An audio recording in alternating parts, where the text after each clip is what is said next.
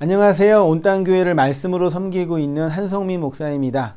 온땅교회 유튜브 채널을 시청해 주셔서 감사합니다. 설교를 들으신 후에 좋아요와 구독을 꼭 눌러주시면 감사드리겠습니다. 온땅교회 말씀 사역에 큰 도움이 됩니다. 오늘도 말씀 안에서 평안하시고 즐거운 하루 되시길 바랍니다.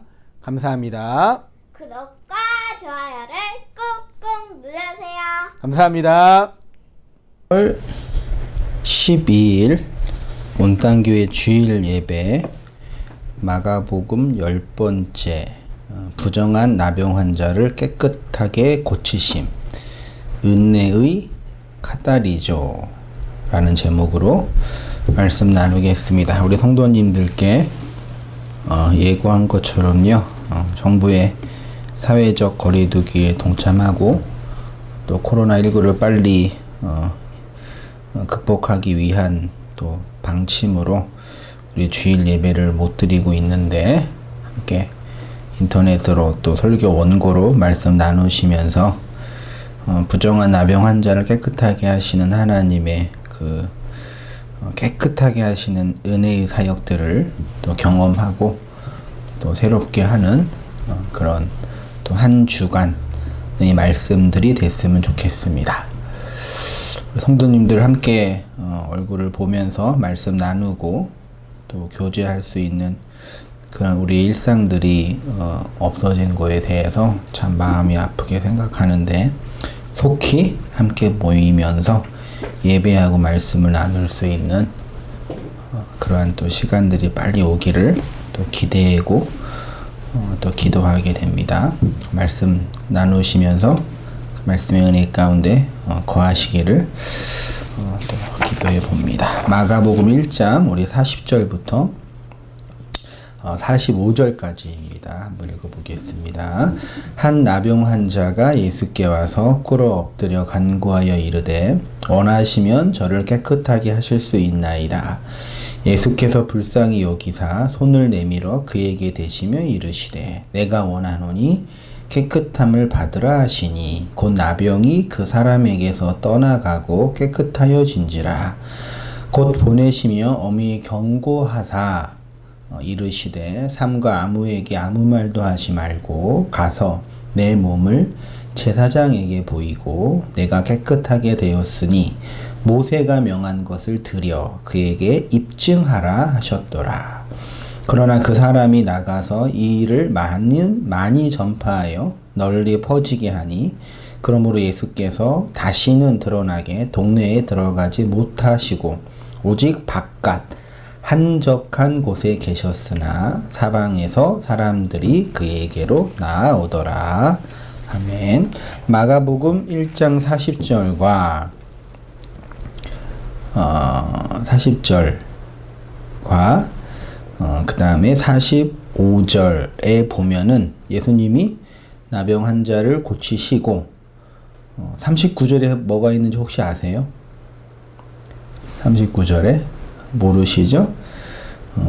예수님이 그 빈들에서 광야에서 기도하시는 장면이 나오거든요. 그리고 또 45절에도 한적한 곳에 계셨다고 하죠. 그러니까 나병 환자를 고치기 전의 장소도 미드바르 혹은 에레모스로서의 광야이고요. 그 다음에 고치고 나서도 한적한 곳에 에레모스 광야로 가셨어요. 그러니까 광야라는 장소와 나병 환자와 관련되어 있는 말씀이라고 우리가 추측할 수 있겠습니다. 자, 율법의 회당 안에는 악한 말에 사로잡혀 귀신 들려 있는 고통받는 자와 폐병과 열병으로 바짝 말라 생명을 담을 수 없는 인생의 절망적인 모습이 있다고 했지요. 그래서 하늘의 시로 오신 예수님의 그 죽음, 독생자의 죽음, 하나를 가진 자의 죽음으로 말미암아 우리의 마음 땅에 죽으셔서 선악의 두 마음을 가지고 있는 우리가 진리의 한 마음으로 하나님을 호라오 그 진리로 볼 수 있게 된 거죠. 이러한 예수님의 섬김으로 말미암아 열병과 폐병으로부터 회복하여 생명을 담을 수 있는 그러한 우리의 마음 상태가 되는 것인데, 그게 이제 비옥한 땅이 되는 거라고 했지요. 그래서 성경은 이렇게 인간의 구원이 필요한, 자신의 구원을 필요로 한 인간의 내적 상태를 생명을 낼 수 없는 폐병, 열병, 한재, 풍재 등이 가득한 땅이라고 하고, 이 열병에 시달린 베드로의 장모가 예수님의 디아코네오, 섬김을 통해서 진정으로 섬기는 자가 될 수 있는 거지요. 그래서 베드로의 장모가 예수님의 손을 통해서 그 열병으로부터 구원받자 예수님을 섬기는 디아코네오 한 자가 되었다라고 본문이 말하고 있습니다. 자, 이렇게 예수님은 여러 회당에서 전도하시며 귀신을 내어 쫓는 사역을 하셨지요. 예수님의 복음 전파 사역은 특히 병에 걸려서 고통받는 자를 치료하는 것으로 나타나 있습니다. 이 이유에 대해서 이제 많은 신학자들이 이제 고민한 바로는 고대 시대 때 질병의 원인은 대부분 귀신의 장난이라고 여겼다고 해요. 그러니까 사람이 병에 걸리는 이유는 단지 생물학적인 물리적인 상태 때문에 그 바이러스나 그런 세균에 의한 감염 혹은 유전자에 의한 질병으로 해석하지 못하고, 대부분 다 귀신의 어떤 그 장난, 귀신이 일하는 거라고 여겼기 때문에 그러한 측면에서 고대 시대 때 예수님이 오셔가지고 이러한 질병에 걸린 자들을 고쳐주심을 통해서 악한 영에 사로잡혀 있는 인생들을 구원하시는 하나님의 구원의 사역들을 설명해 주신 거죠. 실제로 의원이라는 개념 자체가 그 병 걸린 사람을 고쳐주는 건데, 오늘날로 말하면 영매와 같은 일도 했었다고 하니까요. 아무튼 그렇게 이제 예수님은 그 연약한 자들, 병 걸린 자들, 귀신 들린 자들을 고치시는 사역을 하였고, 특별히 오늘 본문에는 어떤 사람이 등장하냐면 나병에 걸린 사람. 이전 성경에는 문둥병이라고 되어 있죠. 그래서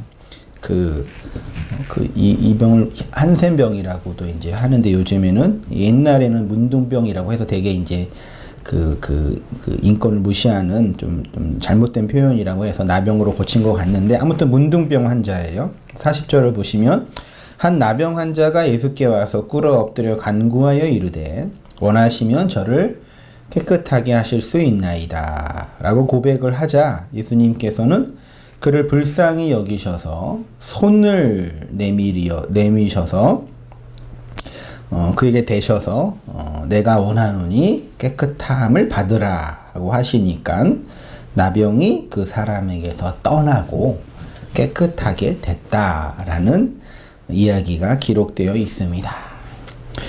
그 나병, 문둥병은 유대인들에게 있어서 부정함을 상징하는 아주 고약한 질병이었죠.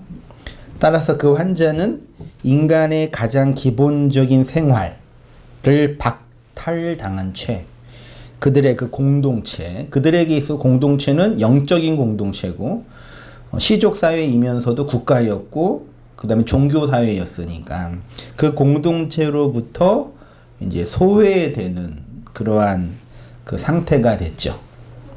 예, 코로나 때문에 격리되는 것처럼. 근데 오늘날의 그 질병 때문에 격리되는 건 그냥 뭐 사회적인 단절, 어떤 종교적인 차원이 아니라 그냥 병을 고치기 위한 방식 정도였는데, 이 시대 때는 이 격리는 단순히 그런 질병을 고치기 위한 격리가 아니라 그 질병에 걸려 있다라는 것 자체가 심지어 하나님의 저주를 받고 부정한 자가 됐고 하나님의 심판을 받는 거다라는 종교적인 도덕적인 가치가 이미 함의된 아주 끔찍한 사형제도였죠. 말하자면요, 사회적 사형제도였죠.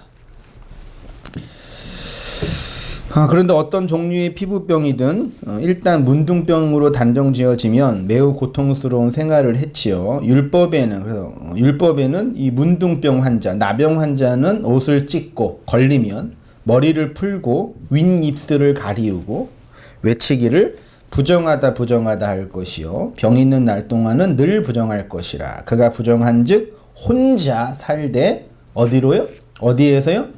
진 밖에서 살지니라.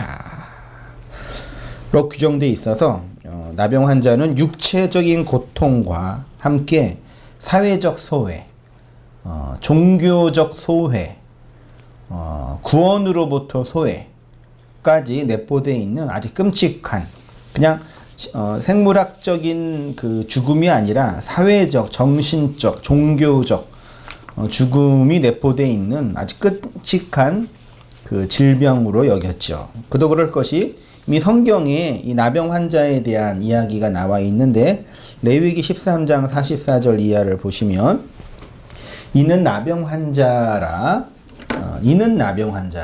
앞에 이제 나병 환자에 대한 여러 가지 증상들 얘기해 놓고 이는 나병 환자라 뭐 하래요? 부정하니 부정하다가 탐해라는 단어인데요. 더럽다, 불결하다. 구약 성경에서 부정한 사람, 더러운 사람이 피 흘리는 사람, 유출병이 있는 사람, 그 다음에 왜곡된 성관계를 하는 사람, 우상숭배하는 사람 등등 있죠. 그러니까 물리적, 사회적 부정이 아니라 종교적인 가치론적으로 부정한 자예요. 그러니까 형벌받은 거죠, 하나님께. 부정하니 제사장이 그를 확실히 부정하다 할 것은 그 환부가 머리에 있음이니라. 45절 나병 환자는 옷을 찢고 그 머리에 머리를 풀며 윗입술을 가리우고 외치기를 부정하다 부정하다 할 것이요. 스스로 자기가 부정하다라고 선언하는 거예요. 얼마나 끔찍하겠어요. 외치기를 부정하다 부정하다 할 것이요. 병 있는 날 동안은 늘 부정할 것이라. 그가 부정한즉 혼자 살되 진영 밖에서 살지니라 라고 이미 율법에 레위기 모세 율법에 나병 환자에 대한 규례가 나와 있고 특히 이제 레위기 13, 14, 15장에 어떤 내용이 주로 있냐면 정한 것과 부정한 것, 그 부정한 것도 어떻게 이제 해야 되냐라는 그런 그 정결 예법, 그 종교적인 정결 예법에 관한 이야기가 쭉 나와 있어요. 거기에 이제 나병 환자가 이렇게 등장하고 있습니다. 자, 나병 환자는 자신의 입술로 스스로 부정하다라고 고백하고 그 부정함으로 말미암아 진영 밖에서 혼자 살아야 했습니다. 나병은 이렇게 인간 존재의 부정함을 상징하는 질병이었습니다. 그러면 이제 여기서 깊이 있게 생각해 볼게. 그러니까 나병은 문둥병은 고대 시대 때예요. 문둥병은 그 어떤 물리적인 육체적인 병이라는 증상뿐만 아니라 그 병이 갖고 있는 그 함의가 있는데 그게 뭐냐면 부정한 존재가 됐다라는 얘기예요. 그 나병에 걸렸다는 얘기는 단순히 질병에 걸려서 고통받는다의 개념 이상의 도덕적이고 종교적이고 하나님이 선언하는 부정한 자라고 선언하는 어떤 그러한 그 상징과 비유가 내포되어 있는 질병이라는 얘기죠. 그러면 이제 부정함이라는 게 뭐냐라는 걸 살펴봐야 돼요. 여러분은 그 인간의 어떤 상태가 부정한 것이라고 생각하십니까? 부정함은 무엇일까요? 성경에는 하혈하는 여자, 유출병에 걸린 여자, 뭐 생리하는 여자, 그리고 뭐 동물과 하는 여자 등등등 그런 식의 이유가 됐는데 그럼 이게 전체적으로 통합해서 인간을 부정하다라고 정죄할 때 혹은 선언할 때 그 인간의 부정함의 본질은 뭐냐 이 얘기죠. 1차적으로 생각할 게 뭐냐면 성경에서 하나님이 인간을 부정하다라고 선언할 때 그 부정함은 상대적 평가가 아니라 절대적 평가다라는 얘기입니다. 이게 되게 중요해요. 그러니까 인간의 부정함은 뭐냐면 인간들 사회 안에서의 서로 키를 맞추어서 깨끗한 거, 덜 깨끗한 거, 중간, 그 다음에 조금 더러운 거, 가장 더러운 이런 개념으로서의 얘기가 아니라 창조주이신 하나님과 비교하여 인간의 부정한 상태를 말하는 거예요. 그러니까 부정함은 하나님과의 관계의 측면에서 해석해야 한다라는 걸 말씀드리고 싶으십니다. 부정함을 한마디로 말하면 하나님의 완전한 창조 사역 앞에 죽은 자로 있는 그 상태를 부정합니다. 좀 추우시면 온도를 올리셔요. 라고 말할 수 있습니다. 쉽게 말하면 하나님은 이 역사를 통해 하나님의 완전한 묵시의 세계를 나타내십니다. 이러한 하나님의 사역을 우리는 창조의 사역이라고 하지요. 요 창조는 하나님의 말씀으로 시작되고 완성되는 거잖아요. 이렇게 하나님의 창조 사역에 의해서 완성된다라는 것은 우리 모두가 하나님 앞에 하나님의 창조가 아니고서는 도무지 존재할 수 없는 자라는 자기 인식이 전제돼야 되잖아요. 하나님의 창조의 사역 앞에 그 인간의 자기 인식의 상태를 부정한 자라고 정의 내릴 수 있겠어요. 이해 안 되시나요?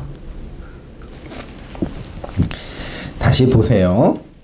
하나님은 이 역사를 통해 당신의 완전한 묵시의 세계를 펼치시잖아요. 그 펼치시는 하나님의 사역을 창조의 사역이라고 해요.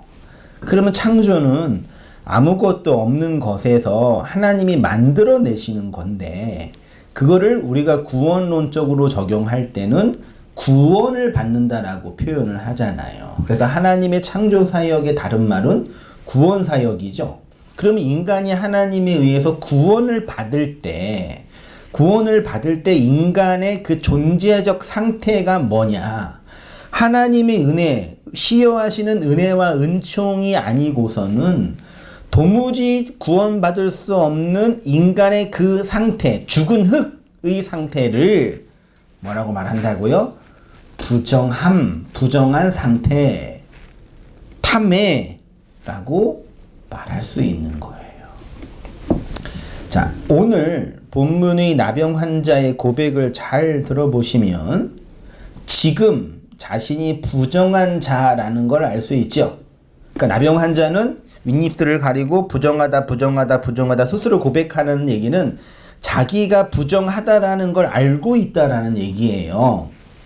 그래서 어떻게 행동하냐면 주님이 원하시면 저를 어떻게 할 수 있다?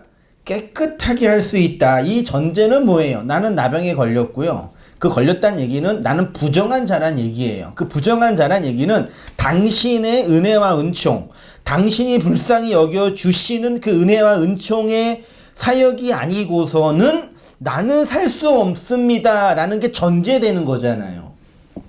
그래서 주님이 원하시면 깨끗하게 하실 수 있다라고 고백하죠. 그러나 주님이 그를 불쌍히 여겨주심으로 그의 부정함을 깨끗하게 하지요. 그것을 하나님의 구원이라 그러고 이 구원을 창조 사역이라고 하는 거죠. 그러나 인간의 역사를 잘 보시면 인간은 끊임없이 하나님의 창조의 사역 앞에, 하나님의 구속의 사역 앞에 자신들의 행위를 덧붙이려고 했지요. 하나님의 구원 사역 안에서 자신들의 의의를 세우려고 합니다. 아니, 스스로 하나님이라고 선언하고 있죠. 자신의 부정함을 도무지 모르니까 하나님이 자신을 깨끗하게 하시는 그 구원의 사역은 필요가 없는 거죠. 아니, 아파야지. 예수님이 말씀하신 것처럼 아파야지. 병에 걸려야지. 누가 필요해요? 의사가 필요한 것처럼 자신이 부정하다는 것을 알아야지. 그리고 그 부정함의 실존 안에 있어야지 깨끗하게 하시는 하나님의 구원, 원하시면 저를 깨끗하게 할 수 있습니다라는 하나님의 구원에 대한 그 필요성을 요구하게 되는 거잖아요. 바로 이러한 구원의 현실을 설명하기 위해서 이 땅에 저주받은 자, 부정한 자의 모습으로 누가 있는 거예요? 나병 환자가 있었던 거예요. 말하고 싶으세요? 나병 환자는 자신의 부정을 입술로 고백할 뿐만 아니라 사회적으로 격리되어 진 밖에서 혼자 살아야 했습니다. 그러니까 부정한 나병 환자는 사회적으로 격리되어서 사회적 죽음이에요. 그냥 죽은 거예요. 물리적으로 죽는 게 죽는 것만 아닙니다. 그래서 어디에 거해야 됐어요? 이스라엘의 진 밖에서 이거 광야 공동체예요. 이스라엘의 진 밖은 어디예요? 모세오경 시대 때 이스라엘의 진 밖은 어디예요? 광야예요. 광야에서 혼자 살아야 됐다고요. 광야에서. 그러니까 요거를 물리적으로 사실적으로 그렇게 했었지만 요거를 그 의미와 상징과 표적으로 잘 해석해 보세요. 나병 환자는 광야에 머물며 이방인으로 살아야 했던 죽은 자의 모습인 거죠. 자, 보세요. 성도에게 아주 특별한 영적인 현상 하나가 있는데 그것은 자신 앞에 말씀이라는 하나님의 은혜의 진리가 떨어지면 그 말씀 속에서 진리이신 예수를 발견하게 되는 거죠. 보게 되는 거죠. 저는 부정한 자입니다. 라고 입술로 고백하게 되는 거죠. 이것이 말씀 속에서 독생하신 예수를 본 진짜 성도들의 내적인 고백인 거죠. 이렇게 율법 아래 있는 인생들의 결론은 뭐라고요? 부정함, 더러운 자, 불결한 자라고 하는 거죠. 그래서 신약의 율법이라고 하는 예수님의 산상수훈이 끝나자마자 예수님이 산 위에서 율법을 강론하고 산 아래로 내려오니까 처음으로 만난 사람이 누구예요? 물론 마가복음에는 베드로의 장모를 고치고 광야에서 기도하고 난 다음에 나병 환자, 문둥병 환자를 만나서 고쳐주셨는데 마태복음에는 문둥병 환자를 고친 장면이 산상수훈 5, 6, 7장 산상수훈에서 강론을 다 한 후에 제자들과 산에서 내려오자 만난 사람이 누구라고요? 나병 환자예요. 그러니까 율법을 다 강론하고 율법의 핵심과 진리를 다 강론하고 그 율법의 산에서 내려오자 맞닥뜨린 사람이 나병 환자라는 얘기는 그 율법이 말하고 있는 인간의 모습에 대한 설명을 그림으로 보여주는 거죠. 마태복음 8장 1절 보세요. 예수께서 산에서 내려오시니 수많은 무리가 따르니라. 한 나병 환자가 나와 절하여 이르되 주여 원하시면 저를 깨끗하게 하실 수 있나이다 하거늘 예수께서 손을 내밀어 그에게 대시며 이르시되 내가 원하노니 깨끗함을 받으라 하시니 즉시 그 나병이 깨끗하여진지라. 예수께서 이르시되 삼가 아무에게도 이르지 말고 다만 가서 제사장에게 내 몸을 보이고 모세가 명한 예물을 드려 그에게 입증하라 하시니라. 마가복음 본문과 비슷하지요. 근데 배경이 달라요. 마가복음은 산상수훈이 기록되어 있지 않고 광야에서 여러 이적과 기적을 행하고 베드로의 장모를 고친 이후에 있는 장면이라면 마태복음은 산에서 율법을 강론하고 내려오자마자 맞닥뜨린 사람이 나병 환자라는 얘기죠. 자, 우리가 이미 알고 있는 것처럼 산상수훈은 교회가 지켜야 할 행동 강령이나 윤리 규범이 아니라 그랬죠. 하나님은 인간이 지켜낼 수 없는 율법을 홀로 온전히 지켜내신 예수 그리스도의 그 의를 통해 의를 드러나기 위해서 몽학 선생으로서의 율법을 주셨다고 했잖아요. 그래서 예수님께서 산상수훈을 강론하시고 면서 그 강론의 핵심을 어떻게 설명하셨냐면은 지키려면 어떻게 지켜라? 다 지켜라 그런 거예요. 5장 17절. 내가 율법이나 선지자를 폐하러 온 줄로 생각하지 말라. 율법 폐하러 온 것이 아니요 완전하게 하려 함이라. 진실로 너에게 이르노니 천지가 없어지기 전에는 율법의 1.1획도 결코 없어지지 아니하고 다 이루리라. 그러므로 누구든지 이 계명 중에 지극히 작은 것 하나라도 버리고 또 그같이 사람을 가르치는 자는 천국에서 지극히 작다 일컬음을 받을 것이요. 천국에서 작은 자 없어요. 지옥이란 얘기예요. 절 것이요. 누구든지 일을 행하며 가르치는 자는 천국에서 크다. 일을 행하며 가르치는 자죠. 그러니까 율법을 행하여 가르친다라는 거는 바리새인과 서기관들처럼 율법의 인간의 행동 강령과 윤리 개병으로 만들어 가지고 지켜야 할 거 지키지 말아야 할 거 육체로 지키는 개념이 아니라 그 안에 있는 표피 안에 있는 껍데기 안에 있는 그 율법의 진의, 즉 예수 그리스도의 십자가와 그의 언약으로 말미암아 증거되는 하나님의 은총과 구원의 사역으로 일켜내는 것을 일을 행하며 지키는 자예요. 이해되시죠? 그런 자가 천국의 백성이 된다는 얘기예요. 천국에서 작은 자, 천국에서 큰 자라는 천국이란 두 단어를 가지고 실제로 설명하고 싶은 거는 지옥과 천국이란 얘기죠. 20절 내가 너희에게 이르노니 너희 의가 서기관과 바리새인보다 더 뭐하면 낫지 못하면 서기관과 바리새인의 의를 초월하지 못하면 그것과 다른 차원의 의가 되지 못하면 천국에 못 들어간다라는 얘기죠. 그리고 그 다른 차원의 의를 이 말씀을 전하시고 계시는 누가? 예수님이 십자가에서 완성하신 거잖아요. 그리고 산상수는 완성될 십자가의 그 내용을 구약의 율법의 말씀을 근거로 강론하는 거죠. 그러니까 산상수의 말씀을 잘 듣고 그 안에 있는 일을 잘 발견하면 그 안에 뭐가 보여요? 내가 이걸 지켜야 된다. 안 지키면 이게 아니라 예수의 십자가와 그 은혜의 사역이 보이는 거죠. 그렇죠? 율법의 다른 의는 예수의 십자가로 말미암아 주어진 의입니다. 이 진짜 의가 없는 자, 구약의 그 표피적 말씀만 붙잡고 있는 자들을 성경은 불법을 행하는 자라고 선언하지요. 이렇게 산상수훈 말미에서 율법을 열심히 지켰던 어떤 사람을 전부 불법을 행하는 자로 선언하시고 나병 환자 이야기가 나타나고 있는 거예요. 나병 환자가 자신의 부정함과 예수님의 능력을 보면서 고백한 것이 뭐냐면 주께서 원하시면 저를 깨끗하게 하실 수 있습니다 라는 얘기잖아요. 요 말은 이런 거죠. 감히 저는 주님께서 저를 깨끗하게 해달라고 부탁조차 할 수 없는 부정한 자인 걸 알고 있습니다. 저는 사회적으로 종교적으로 이미 죽은 자입니다. 죽은 흙입니다. 그래서 당신이 원하지 않으면 저를 깨끗하게 할 필요도 없습니다. 당신이 원하면 깨끗하게 해주세요. 요게 하나님의 창조 사역과 구원 사역으로 새롭게 된 인간의 내적 상태란 얘기죠. 혹 주님께서 저를 깨끗하게 해 주셔야겠다는 마음을 갖고 계신다면 저 좀 깨끗하게 해주세요.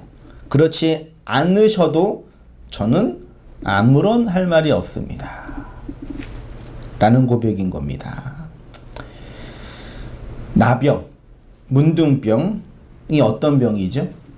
살이 썩어가고 세포가 죽어가는데 정작 본인은 자신의 몸이 썩어가고 죽어가고 살점이 떨어져 나가고 있는 것을 보면서도 뭘 못 느껴요? 통증을 못 느껴요. 고통을 못 느껴요. 그러니까 생물학적으로라도요, 인간이 고통을 못 느낀다라는 거는 아주 큰 형벌이에요. 왜요? 고통을 못 느끼면 결국 어떻게 돼요? 자신에게 위험이 계속 오는데 그거를 피하지도 못하고 결국은 죽게 되는 거거든요. 감각을 상실하는 거예요. 감각을. 그래서 나병은 통증, 고통을 느끼지 못하는 병이에요. 하나님은 이 나병 환자를 들어서 인간의 종교적, 영적인 상태를 설명하시는 거죠. 여러분 한번 생각해 보십시오. 내 육체가 통증을 느끼지 못한다면 어떻게 되겠습니까? 인간이 자신이 죄인이라는 것, 그 죄의 통증을 느끼지 못하면 어떻게 되겠습니까? 죄가 죄인지도 모르고 그 통증을 느끼지도 못한 채 그 죄로 계속 걸어가잖아요. 그러니까 결국 인간이 그 절망과 그 하나님의 심판과 그 나락으로 빠지는 그 내용을 잘 보세요. 그에게 그 통증이 가거나 고통이 가서 그를 막았으면 그렇게 안 빠졌을 거 아니에요. 인간이 자신이 죄인이라는 것, 죄의 절대성과 절망이 무엇인지 모른다면 어떻게 되겠냐고요. 이러한 상태가 바로 자신이 죽은 자임을 자각하지 못하고 살아가고 있는 자입니다. 인간이 그려낸 문학작품과 그 영화 같은 이야기 속에 죽어도 죽은 자인데 그 죽음 속에서, 그러니까 죽은 자인데 살아났는데 살지도 않으면서 죽은 자가 누구예요? 네. 좀비, 동양에는 그 강시, 혹은 한국 문명에는 구천을 떠도는 귀신 등등으로 표현하는 거죠. 이러한 상태가 바로 자신이 죽은 자임을 자각하지 못하고 살아있는 자처럼 스스로 속이는 좀비와 귀신과 같은 인생의 모습이지요. 죄인인데 죄가 뭔지 몰라요. 불의한 자인데 자신이 의로운 자라고 착각해요. 부정한 자인데 깨끗한 자라고 자위하는 거죠. 그들의 죄가 그들을 사막으로 이끌고 있는데 죄가 무엇인지 도무지 모르는 거죠. 이러한 자들이 바로 영적 나병 환자, 문둥병 환자인 거죠. 그래서 나병 환자인 인간이 그 나병, 그 질병으로부터 구원받기 위한 가장 시작은 뭐예요? 내가 나병에 걸렸음을 아는 거죠. 그래서 율법에 입술을 가리고 부정하다 할 것이라고 한 거예요. 그냥 사람을 이렇게 실제적으로 뭐 저주하고 비난하는 게 아니라 우리에게 말하는 거예요.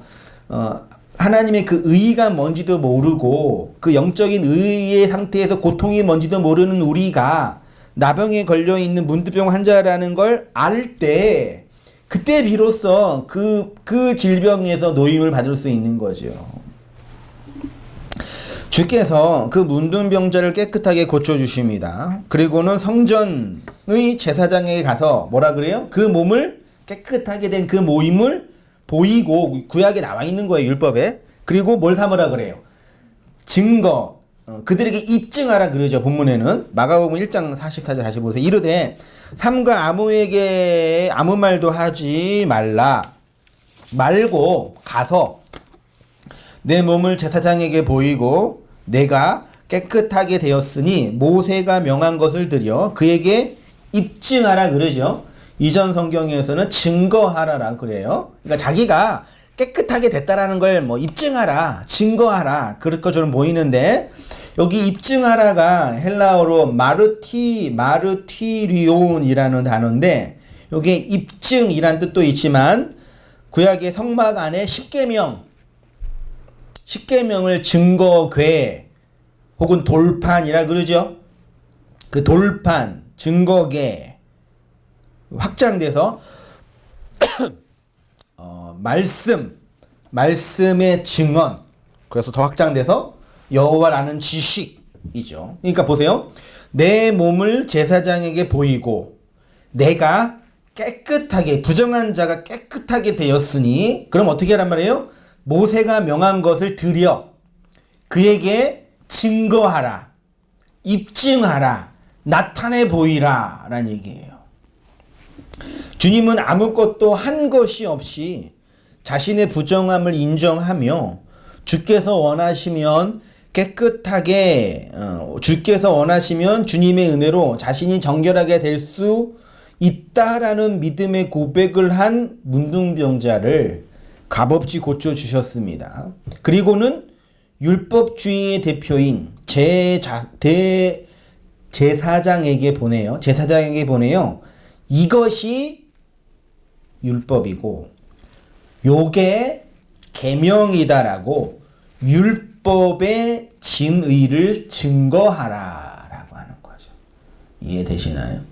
나병 환자를 깨끗하게 고쳐주셔서 이게 율법의 완성이야 라고 하는 거죠.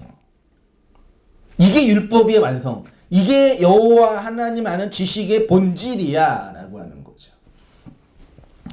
자, 10계명의 제1계명은 나 외에는 다른 신을 두지 말라 그랬죠. 다 알고 있죠. 1, 2, 3계명 다 하나님 관련된 계명인데 나 외에는 다른 신이라고 할 때 알고 있는 것처럼 하나님 말고 다른 신이라는 건 아예 없잖아요. 그러니까 나를 니네가 생각하는 다른 신으로 만들지 마 라는 얘기와 함께 니네가 신처럼 살고 있는데 니네는 신이 아니야 라는 게 함의되어 있는 거죠.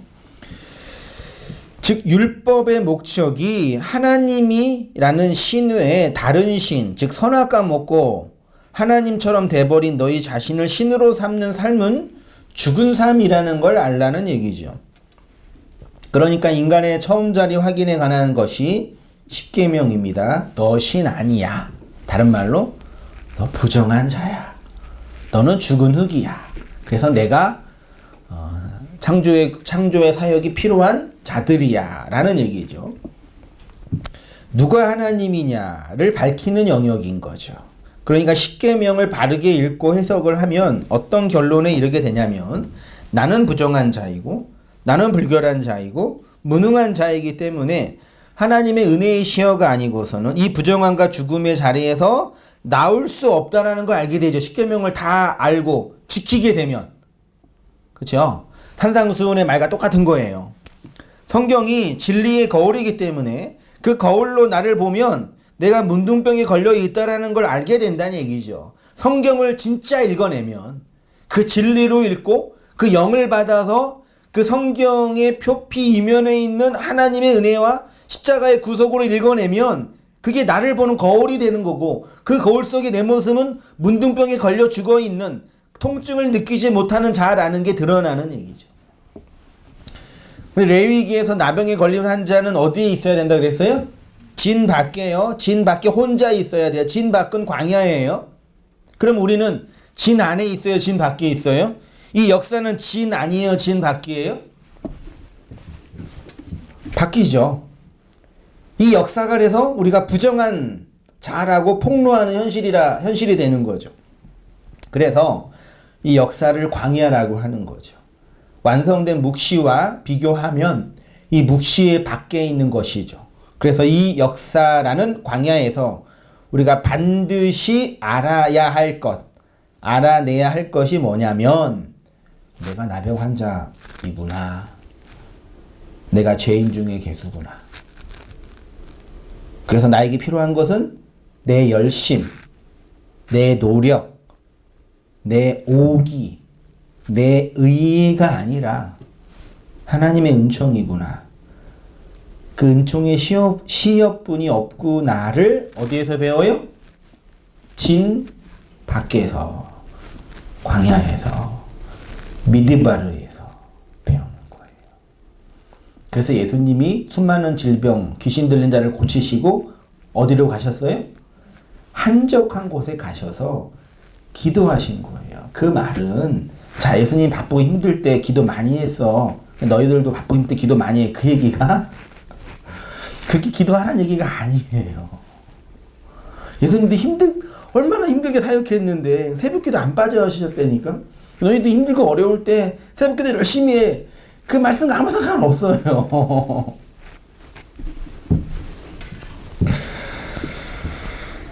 그 광야에서 하나님의 시여하는 은총이 아니고서는 할 수 없다라는 걸 예수님 스스로 그 표적과 상징으로 보여주신 그림인 거죠. 그 신명기를 보시면 말씀의 그 경전인 신명기를 보면 이런 말씀을 하시잖아요. 많이 본 말씀이잖아요. 보세요. 신명기 8장 2절. 내 하나님 여호와께서 이 40년 동안에 광야의 길을 걷게 하신 것을 기억하라. 이는 너를 낮추시며 너를 시험하사 내 마음이 어떠한지 그 명령을 지키는지 지키지 않는지 알려 하심이라.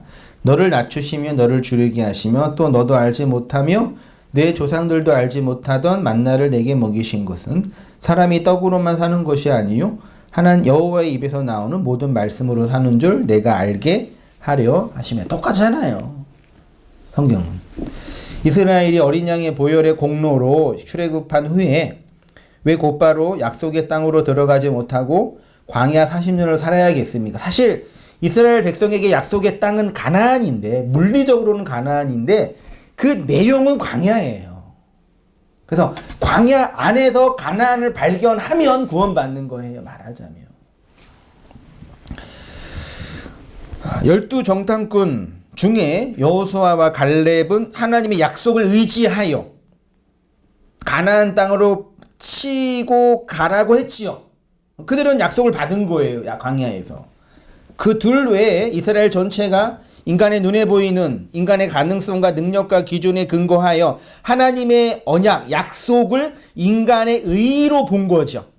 자기가 덧붙여야 할 가치로 본 거죠. 율법을 껍데기로 본 거죠.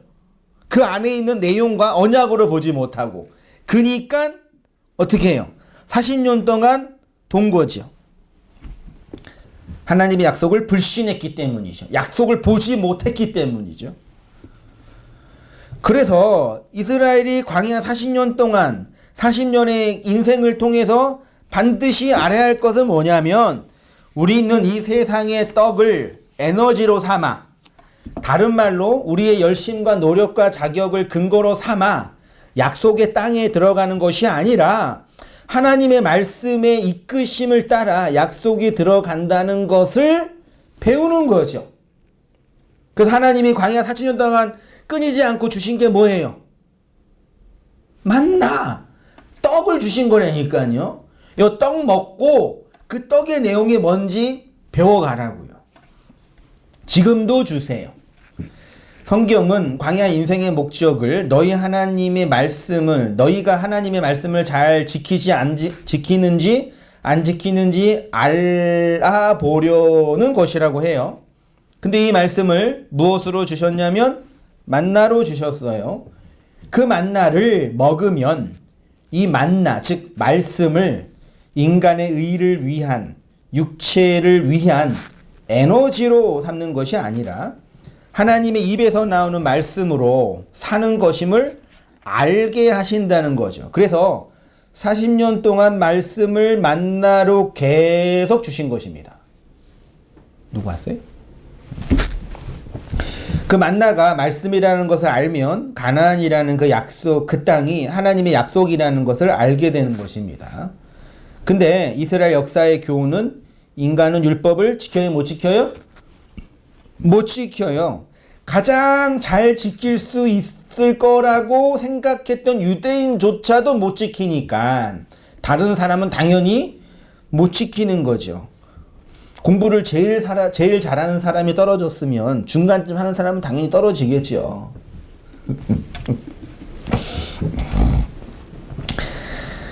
이스라엘의 역사의 교훈은 인간은 율법은 못 지킨다 를 증명합니다. 성도가 말씀대로 산다라는 것은 말씀이신 예수가 당신의 길로 우리를 이끌어 가실 때 그의 흔적을 삶으로 그려내는 거죠. 말씀대로 산다라는 것은 말씀을 윤리 강령과 규범으로 지키는 것이 아니라 그 말씀에 장악당하여 그 말씀에 의해 끌려가는 삶을 의미하는 거죠. 이것이 여호와의 입으로 나오는 모든 말씀으로 살아가는 것이라고 합니다. 그래서 복음은 믿고 끝이 아니라 살아가는 것이에요. 질병과 고통과 아픔과 눈물이 가득한 이 광야 인생의 길을 살아가는 것이라고 하죠. 우리는 이미 결론을 얻어내서 살지 않아도 완전한 완성과 온전에 이루고 싶은 욕망에 끌릴 때가 많이 있지요. 그렇지만 성경은 여호와의 입으로 나오는 모든 말씀으로 살아가는 것이라고 해요. 그래서 마가복음에서 예수님이 나병 환자를 고쳐주신 장소가 어디라고요? 광야, 진밖이에요. 마가복음 다시 보세요. 새벽 오히려 미명에 여기 있네요. 미명에 예수께서 일어나 나가 한적한 곳에 가사 거기서 기도하시더니 40절 한 문둥병자가 와서 예수께 꿇어 엎드려 그래서 45절 다시 보세요. 그러나 그 사람이 나가서 이 일을 많이 전파하여 널리 퍼지게 하니 그러므로 예수께서 다시는 드러나게 동네에 들어가지 못하시고 오직 바깥 한적한 곳에 계셨으나 사방에서 그에게 나오더라. 여기 한적한 곳 있죠. 35절에도 한적한 곳이 있고 45절에도 한적한 곳이 있는데 여기 히브리 헬라어로 뭐라고요? 에레모스예요. 히브리어로는 미드바르예요. 한글로는 한자로는 광야예요. 예수님이 광야에 계시면서 저주받은 광야에서 그렇게 저주받아 죽어야 할 문둥병자를 고쳐주셔서 하나님의 나라의 모형인 성전의 지성소로 보내시는 것을 상징하는 거죠. 그러니까 나병 환자는 진 밖에서 혼자 살아야 되잖아요. 거기에서 광야에서 한적한 곳에 계시는 기도하시는 예수님의 모습을 통해서 거기에서 나병 환자가 치료를 받았잖아요. 그래서 어디로 간 거예요? 다시 진 안으로 율법의 성전으로 가서 그 예수가 치료한 그 치료의 내용, 십자가의 내용을 입증한 거예요. 광야는 문둥병자들이 사는 진밖이라고 했습니다. 예수님께서 그렇게 광야에서 저주를 받아 죽어야 할 자들을 하늘로 올리시고 광야에서 죽은 자인 나병 환자를 올리시고 진 안으로 신약에서는 하늘로 올리시고 당신은 그 광야에서 저주를 받아 죽으셨잖아요. 그 마태복음 8장 17절 보세요. 나병 환자 고치고 난다는 말씀이에요. 이는 선지자 이사야로 하신 말씀에 우리의 연약한 걸 친히 담당하시고 병을 짊어지셨도다 함을 이루려 함이라. 인간의 문둥병, 나병은 인간이 치료를 잘해서 회복될 수 있는 병이 아니라는 얘기죠. 고대 시대 실제로는 못 고쳤어요. 그래서 저주의 질병이었죠.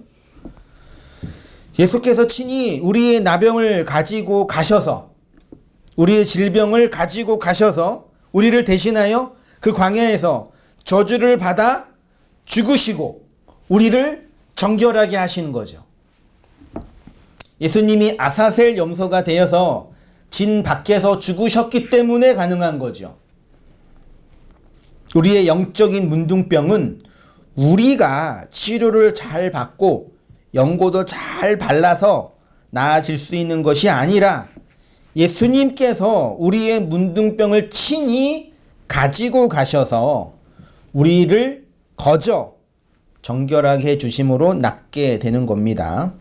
이러한 현실을 레위기의 아사셀 염소를 통해서 이미 우리에게 보여주셨는데 아사셀 염소는 이스라엘의 대속죄 이래 이스라엘의 모든 죄를 뭐 하고요? 안수하여서 염소를 광야로 보내어 죽게 하는 거죠. 예수님을 모형하는 거죠. 레위기 16장 21절 아론은 그의 두 손으로 살아있는 염소의 머리에 안수하여 이스라엘 자손의 모든 불의와 그 범한 모든 죄를 아뢰고 그 죄를 염소의 머리에 두어 미리 정한 사람에게 맡겨 광야로 보낼지니라. 예수님이 나병 환자한테 뭘 내밀었어요? 손을 내밀어 그에게 대시며 그랬잖아요. 이게 뭐 한 거예요? 요걸로 안수한 거라 그러는 거죠. 그러니까 예수님이 아사살 염소가 되고 나병 환자가 자신의 그 나병의 질병, 그 죄가 그 안수를 통해서 전가된 거죠. 그러니까 실제로 안수는 죄를 전가하는 방식인 거예요, 사실은요. 똑같은 그림이에요. 그래서 사실은요. 그림을 바꿔서 본다면 나병 환자가 예수님께 손을 댈 수 없으니까 예수님이 된 것뿐인 거죠. 안수하여 광야로, 그래서 예수는 광야에서 나병 환자가 받아야 할 그 사회적 죽음, 사회적 절망을 십자가에서 혼자 하나님께 버려진 채 경험하고, 나병 환자는 그 예수의 죽음으로 성전 안으로, 진 안으로 들어오게 된 거죠. 그 염소가 그들의 모든 불의를 치고 접근하기 어려운 땅에 이르거든 그는 그 염소를 광야에 뭐한대요? 놓을지니라 그랬죠. 그러면 지금 예수님은 어디에 계시는 거죠? 네, 우리가 사는 이 광야에 우리와 함께 계시는 거죠.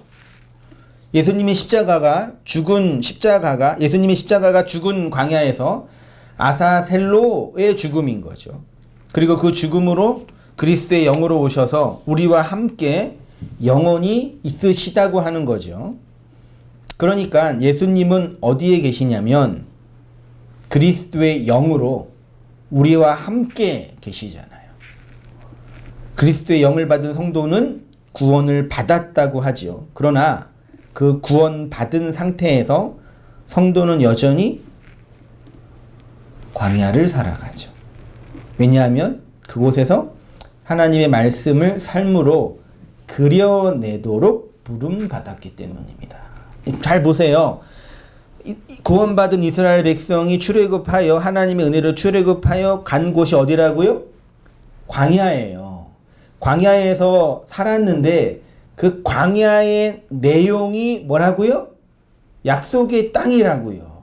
그러니까 구원 받았는데 우리는 광야로 가요, 가나안으로, 그런 유치한 질문 하지 마세요. 우리는 광야에 있는 거예요, 가나안에 있는 거예요? 광야인데 그 안에 약속의 가나안이 있다고요. 그러니까 자꾸 이걸 두 개로 나누어서 구원 받고 이제 우리는 그럼 가나안에 들어간 거지요? 라고 말하는데 맞아요. 근데 그 내용, 광야를 거니는데 그 안에 가나안이 있다고요.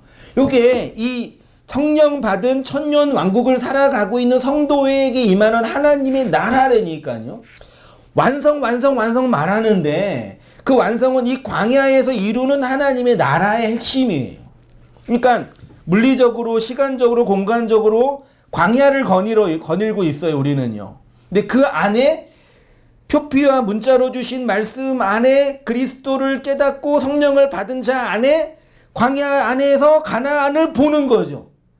가나안을 살아가고 가나안을 받는 거죠. 그렇죠? 네.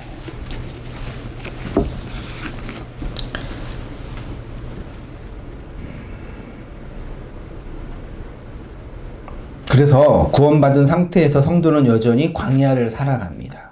왜냐하면 이곳에서 하나님의 말씀을 삶으로 그려내도록 부름을 받았기 때문입니다. 그래서 성도 인생의 현실은 언제나 광야이죠. 히브리서 13장 12절. 그러므로 예수도 자기의 피로써 백성을 거룩해 하려고 성문 밖에서, 어디 밖에서요? 진 밖에서 고난을 받으셨으니, 십자가에서 죽으셨으니, 그런즉 우리는 그 능력을 지고 십자가의 죽음을 지고 영문 밖으로 그에게 나아가자. 우리가 여기에는 영구한 도성이 없으므로 장차 올 것을 찾나니. 장차 올, 요게 멜로라는 동사인데 분사형 현재 능동이에요. 그러니까 계속 오고 있는 하나님의 나라예요. 그 광야에서 하나님의 나라가 계속 오고 있다고요. 그게 계시록에서 말하는 천년왕국의 핵심이라니까요. 그러니까 오늘날 이단, 그 진천제 같은 이단 같은 그런 사람들이 이 천년왕국을 완전 오해해가지고 시간과 공간을 초월하는 나중에 있을 그런 개념으로 이해하는데 계속 이 광야라는 현실 속에서 임하고 있는 하나님의 나라예요. 예수께서 영문박, 즉 광야에서 십자가를 지고 우리를 대신하여 죽으셨습니다. 예수라는 존재의 자아가 완전히 부정되었지요. 그렇죠? 근데 성경이 우리를 어디로 불러내요? 영문 밖으로요. 그거는 물리적으로 밖에가 아니라 예수가 당하고 경험한 그 죽음의 본질이 경험된다라는 측면인 거예요. 뭘 지고 나오라고 하냐면 능욕을 지고 나오라. 그 능욕은 십자가예요. 십자가를 지고 나오라는 말입니다. 요것을 장소적 개념이 아니라 존재적 개념으로 어떻게 보냐면 나라는 존재가 부정되는 그 현실인 거죠. 그게 광야인 거죠. 광야는 그렇게 우리가 문둥병자에 불과한 존재임이 폭로되고 드러내는 곳이죠. 그래서 하나님의 은혜의 절대성과 필연성이 드러나고 입증되는 것, 제사장에게 보이는 곳이에요. 우리는 이 영문 밖에서 문둥병자에 불과한 저주받은 죽은 흙인데 이런 존재에 하나님의 생기, 영의 말씀이 부어지니까 그 부정하고 불결한 자가 깨끗하게 되고 정결하게 되는 것입니다. 그리고 거기서 진짜 신랑을 맞이하여 진 안으로 하나님의 나라 안으로 들어가게 되는 거죠. 예수님의 말씀은 우리를 이렇게 우리의 나병의 치료와 회복을 통해서 율법의 세상에서 진리의 말씀으로 입증, 마루투스, 드러내도록, 증명하도록 하게 하는 거죠. 이 은혜로 살아가는 우리 온땅교회 모든 성도님 되시기를 주님의 이름으로 축원드립니다. 아멘. 기도하겠습니다. 하나님 아버지, 나병 환자의 이야기와 표적을 통해서 우리의 부정함과 무지함과 깨끗하지 못함을 드러나게 하시고, 그러나 그에게 안수하여 아사셀 염소로 죽으셔서 우리의 능욕을 대신 짊어진 그리스도의 십자가를 바라보게 하시니 감사합니다. 이 광야 40의 인생 속에 약속을 받아 가나안의 언약으로 하나님의 은총으로 살아가는 우리의 모든 삶들 되어지도록 인도하여 주옵소서. 부정한 나병 환자를 고치심으로 하나님의 의를 나타내시고 십자가를 드러내셨던 주님의 사역처럼 부정한 저희를 고치시고 깨끗하게 하시고 정결하게 하시고 진 안으로 들이시는 하나님의 구속 사역을 통해서 우리의 인생이 하나님의 말씀에 붙잡혀 있고 결국엔 율법의 세상에 하나님의 의와 십자가의 능력을 입증하도록 이끄시는 하나님의 열심을 바라보고 목도하는 우리의 모든 삶이 되어지도록 인도하여 주옵소서. 이 모든 말씀 예수님의 이름으로 기도합니다. 아멘.